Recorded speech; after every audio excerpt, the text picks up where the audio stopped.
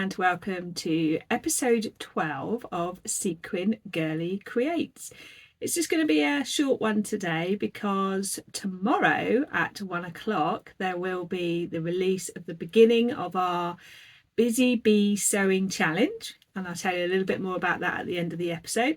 But today I'll do a little sewing catch up with you and also talk to you about one of my other creative hobbies closely linked to sewing, but I thought it would be nice to share with you. Welcome back, friends, if you've been watching before, and welcome anybody new who's just come to find me. I've got some wonderful new subscribers. I'm loving the comments that people make. Keep it up because I love interacting with you. Let's start with some accidental shopping. Rainbow Fabrics know just how to catch me. They release set sort of groups of fabrics every now and again, and they always say about it on Instagram. I perhaps should stop following them, but I managed to get another viscose challis, and it's this. Look at that. That's going to become a dress. So I'm trying not to buy fabric, but how could I resist something like that? It's just so me. I'm pleased to say that's all the shopping I did this week. I'm just going to pop that over that side. And now let me tell you about things that I have finished. There's nothing new that I hadn't already talked about, but things that I've finished. So I've sewn the top button on this dress. This is a me-made dress. It is a patina blouse hack. Took the collar off and also turned it into a dress. I will pop a picture in for you. Of course, I pop pockets on and a waist tie. This is actually a fake button, the top button, because I realised that with the patina blouse and when I hack it into a dress, I don't need to buy out a button and unbutton it. It's just an over the head. So why stress about buttons? In a previous video, I talked about making my very first Ogden cami as a plan. Very late to the party on this one, but I have made it. I decided to make it in the coordinating fabric to the culottes that I've made, which I talked about in previous videos, and I did share that that was the plan. I have had it cut out for about 2 weeks. I have finally made it. I was a little puzzled over the instruction for the straps, and I've actually twisted one of them, so I will have to unpick that, but it all made sense. I did follow the exact instructions for the size. So chest, I did a size 10, I believe, and it is huge. I will pop a video in here now and I'll let me talk about it and just show you that. Okay, so you can see I have on now my matching cord of the Ogden cami and the culottes I've made. Pockets seem to have worked out now, so it was they needed a wash and a press. You can see the Ogden cami at the back. I'm happy with that, but I have got it on with a bright orange bralette because I want to show you. Look at the sides. Look, even though I followed the size direction, that's not good. Probably cope with that just coming up a bit, but yeah, look, and that's the size it said to make, and there's loose and flowy and there's just too big. So I'm going to need to do something here to make it wearable. Apart from that, really happy. So hopefully you've been able to see in the video, it's just way too big at the size. I know it's supposed to be loose and flowy, but it's just huge. So I am going to have to, I think I'll do the lining and the side, take it in there at the same time, I think. I love it. Here's a picture of the full outfit together, which I'm really pleased with, but I just won't wear it at the moment with it being that big. And I'll also fix this strap as well, but I'm really pleased with how it turned out for my first. And this is a challenging fabric because it's like a plissé fabric where it's like very mildly pleated. So it was quite sort of, it did grow in places and shrink in other places depending on whether you accidentally stretched it or not. Tried to be really careful, but it was a challenge.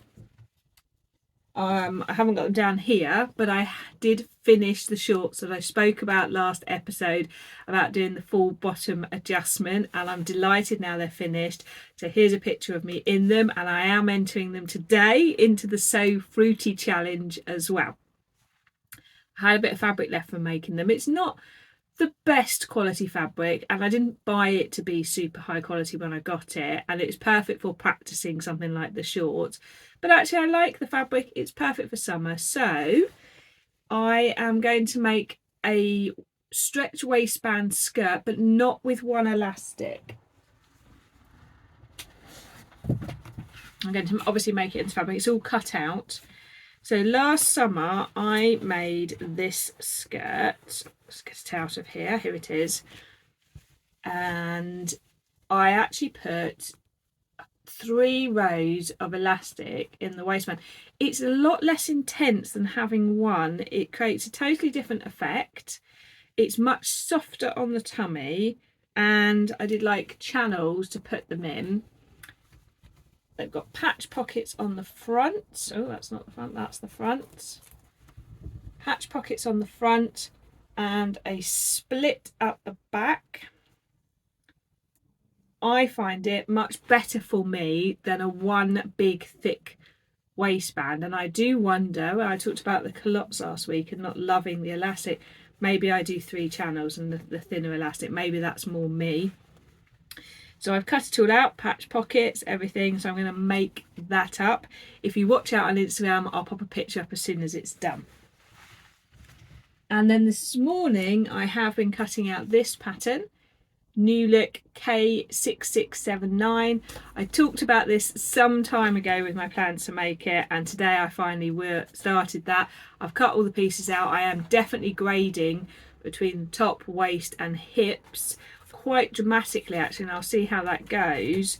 But because of the kind of waist it has, I don't want it being tight and uncomfortable, and I have got to put an invisible zipper in, so it's not going to be forgiving in any way. So that's cut out already to go. That's it on those things. The rest of my sewing this week has been all those annoying fiddly bits, and I don't know what the rest of you are like about this, but I do all the good bits, a bit like decorating a house. I'll decorate all of the good bits, and then I leave those final fiddly jobs and I move on to the next glamorous and exciting thing. And I started doing that with my sewing, and I had a big pile where something needed a hem, something needed a button, something just needed snipping. There was a vintage dress that I needed just to fix the waistband in, and it was just mounting up and mounting up, and it was actually making me a bit stressed because I was stopped using my sewing room and started sewing elsewhere because I just wanted to ignore them and do the glamorous good bits. Well, this week I made myself get them out and actually get through some of them, and it's things like this, just putting that extra button on. It takes 5 minutes, but I just wanted to keep moving on and moving on, and I need to keep a check on myself on that. Because if you've watched any of my previous vlogs, I talk about the fact that I want to slow down and I want to enjoy the journey, and I want to celebrate the unpicking as much as the finished, and I slipped there. So I'm just keeping a check on myself. For the rest of today's video, just for a few minutes, I'm going to talk about a different thing that I like to do, because obviously this channel is called Sequin Girly Creates, and so I'd like to share that with you. Completely understand if you're only here for the sewing, you might want to head off now. If you do want to head off now, then don't forget, tomorrow at 1 o'clock, myself, Gemini Stitches, Sew Carol, and Girl and Her Machine, and one other lady who doesn't have a YouTube channel at the moment, but I think is starting one. I'll mention them all below. Are kicking off our Busy Bee Sewing Challenge. So do come back, grab a cup of tea. You'll be able to watch all of us sharing the secret patterns we sent each other and finding out our reaction and finding out our plans for them. I've got my envelope. I haven't opened it. I will be opening it, sharing with you my reaction to what Gemini Stitches sent me, and also my plans with it. So it's going to be really exciting. So do come back and follow all of the wonderful people. There's 5 of us doing it, and it's just going to be brilliant. I'm really excited. Thank you if you're staying with me to keep up with all of Sequin Girly Create, not just the sewing, but I completely understand some people might just be here for the sewing. The rest of today's episode, as I said, is to share with you one of my other hobbies. I have a lot of creative hobbies. This one is very closely connected to the majority of my sewing, but it's slightly different, and it's something that a long time ago I never thought I would ever see myself doing. And it's actually embroidery, but embroidery with pre-designed patterns. Now, when I started this, I thought I wanted to do my own patterns, and I didn't. And so I did a few patterns from someone else. And what I usually do, as you've probably seen from my sewing channel, is I go rogue and I create things and I do things myself. But this has turned out to be very different for me, and I have actually found that someone else pre-designing it takes away a pressure that the rest of the time I enjoy. But with this, it's very meditative, that I don't have to think about what to do or how to design it or how to create it, that someone else has already done it for me. Over the past year and a half, 2 years, I have done a lot of these. So for those of you who don't know, you use a wooden hoop and you stretch fabric across it. And if you do, that's brilliant that you know. I've got one here that's on at the moment. So fabric stretched across, often with some kind of wadding behind. This one I added the felt myself. Sometimes the kit comes with some wadding and sometimes it doesn't. And I've done all three. This one was a design printed onto the fabric and then embroidered on top. It's a Halloween themed one, and I'm still going even though it's not Halloween. So I'll just hold it up to the camera for you. And then I'll show you the back. I am mediumly neat with the back of mine. So all of the branches I've stitched. I've done little French knots for the dots. All of the bats are stitched. I'm wondering why it's still in the frame. Oh, because I have yet to stitch the spider's web, and I'm going to use a silver for that. So that's one, and you'll see I've got my needles tucked in the side there. Here are a couple. This one is a long way from finished, and I don't always do just one at a time. So this one is going to, obviously, as you can tell, is cactuses. This is lots of long stitches. This is very different, and I actually fell out of love with it for a bit because I was not happy with how this was looking. This was a cheap one from, dare I say it, Amazon. This one was from a wonderful company called Oh So Beautiful, like this. She designs them all herself. It's a small business, and you can buy whole kits with everything you need, or you can just buy the fabric with the design on if you've got your own threads and everything. I vary between buying the kit. Sometimes I buy just the fabric because I don't need another wooden hoop. Sometimes I do because I hang them up with their wooden hoop. So I will at the end tuck all of this in, and then I will hang that up. And in my downstairs bathroom I have lots of them hung up. Some of them I've actually turned into other things. So let's see what else I can show you. This one was one I designed myself. It's not finished. I'm trying to decide whether I do the final one like this here. I don't know if anyone remembers doing these at school with the lines where it makes it look like a curve but it's all straight lines. And here's a couple of finished ones. This is one of the early ones I did. This was a different kit from a different person, and I think you can see by the quality that it's not as good as my later ones, but I did really enjoy doing it. And that's the thing, it doesn't have to be perfection. I don't need to do it to side hustle level. I need to not get wound up about that. I enjoyed the process. This one I really love that I finished. This is from a different person, and I love these kits, and I've got another one that I'm in the middle of right now. Look at the budgerigar. There's some quite tricky stitches in there, and this kit teaches you how to blend the colours. I really loved that. This one was completely different. This is from Oh So Beautiful. It's just one colour stitched onto a design. And this one was Dominique J.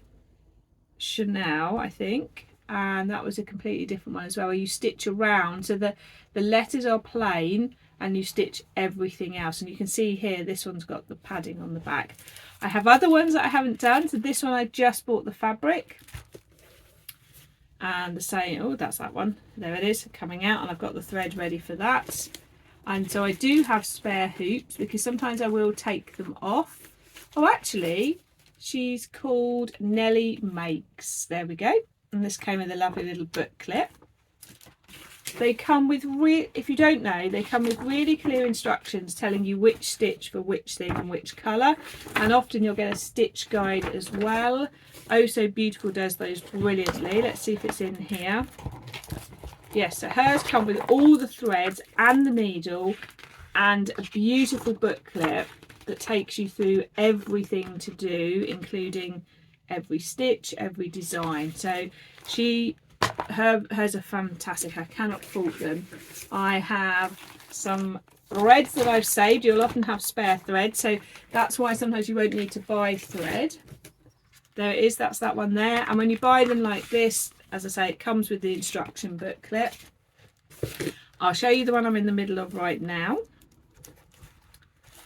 So it's this one. Oh, Jenny Blair, hers are brilliant as well. This is the one I'm doing right now. It's another budgerigar. Look at that. And I've got it on and I've just begun. And you can see much neater on the back now as well. And her threads come like this with all the colours that you need. So I always carry the one I'm in the middle of in a bag, because whenever we go away I can easily pick it up. I can do this while I'm visiting like the in-laws in those quiet bits. When we're on a beach, I've sewn many on a beach. I find it as a hobby very transportable, which I can't do with sewing so much. So that's why I have more than one creative hobby, because it keeps my hands busy. Now there's a couple that are not here that I actually turned into gifts for other people. I'll put pictures up here. I actually made them into cushions and I made them for Christmas. They've all been given, so it's fine, there's no secret to that. And I chose fabric from my fabric stash to make the surrounds, etc., for the cushions. And I will put a picture in as well of my downstairs toilet with some in. I like to rotate them in there because I really enjoy the results. But what I'm very strict with myself about is not obsessing if it goes wrong, because I'm not doing this to sell them. I'm not doing this, and it doesn't matter if they end up just sitting in the basket, because this is about the joy of the doing and the joy of the journey and developing my skills, and not obsessing over everything being that high standard of it needing to be able to be sold or worn or all those sorts of things. So some of these I see as the toile version of what I do with my sewing with clothes. I hope you enjoyed a little behind the scenes of one of my other hobbies, and I hope you have a good week. If you enjoy embroidery, I'd love to hear a comment below or anything else. And watch out for tomorrow at 1 o'clock when we release the Busy Bee Sewing Challenge. Have a good week.